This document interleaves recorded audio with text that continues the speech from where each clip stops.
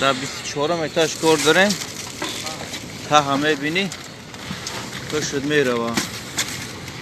خود نگه نمینم خیلی 1200 کار کردیم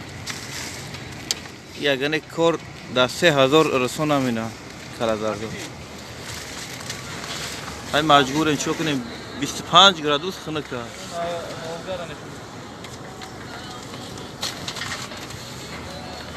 های مجبور شد زندگی